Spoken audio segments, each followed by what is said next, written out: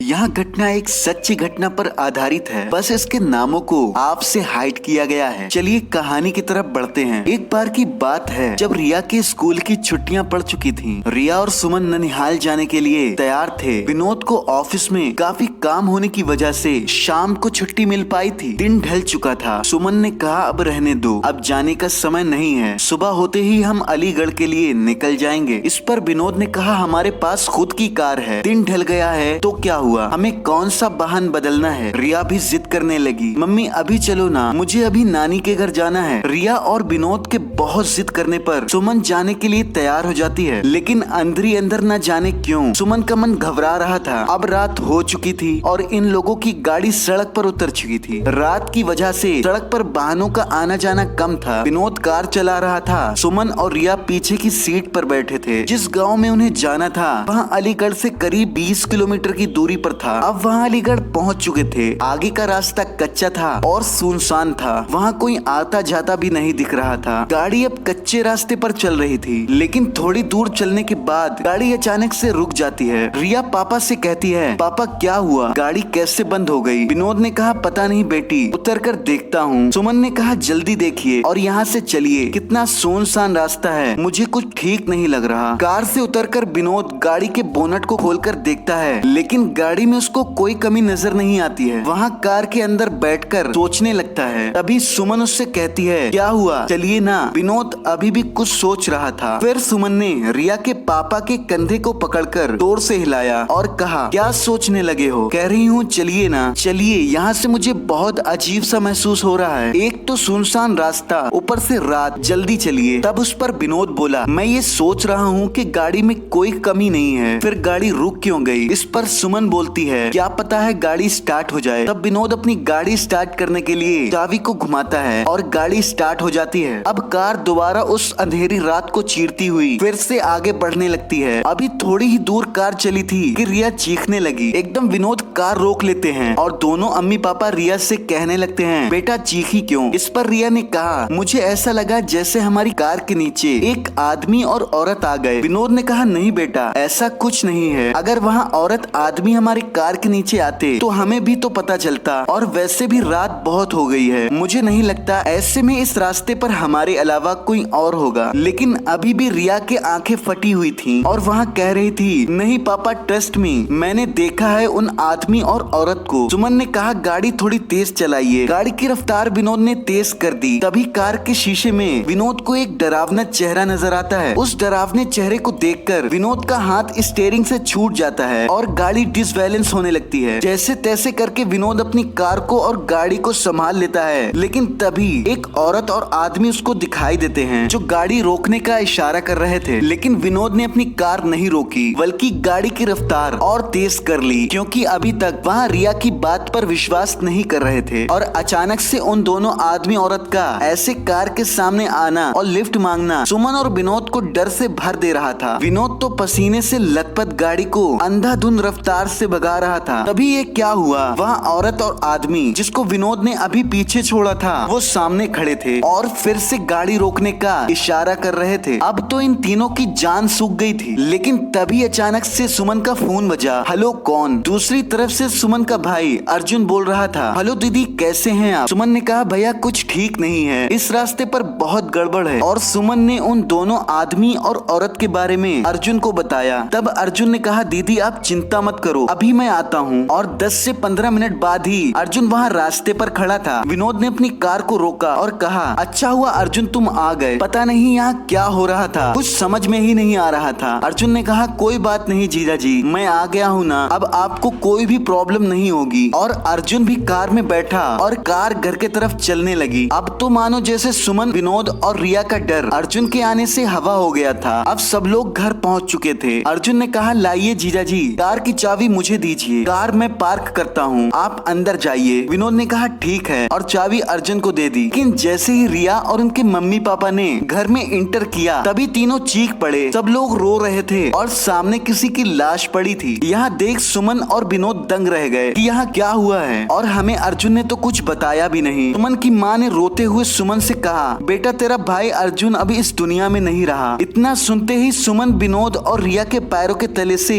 जमीन खिंच गई। सुमन को विश्वास नहीं हो रहा था, क्योंकि जो भाई उसको घर के बाहर तक छोड़कर आया था, घर में उसी की लाश पड़ी थी। यहाँ देखने के लिए कहीं ये मेरा वहम तो नहीं है। सुमन ने अर्जुन के चेहरे से कफन हटाया, लेकिन यहाँ सच था। सामने जो लाश पड़ी थी वहाँ अर्जुन की ही थी। सुमन के पिता ने बताया कि रात के 9 बजे अर्जुन अपनी बाइक से घर आ रहा था, तभी उसकी बाइक को एक ट्रक ने जोरदार टक्कर मारी, जिससे उसके सर में चोट आई और उसकी मौके पर ही मौत हो गई। लेकिन अगर अर्जुन मर चुका था तो वहाँ बाहर कौन था?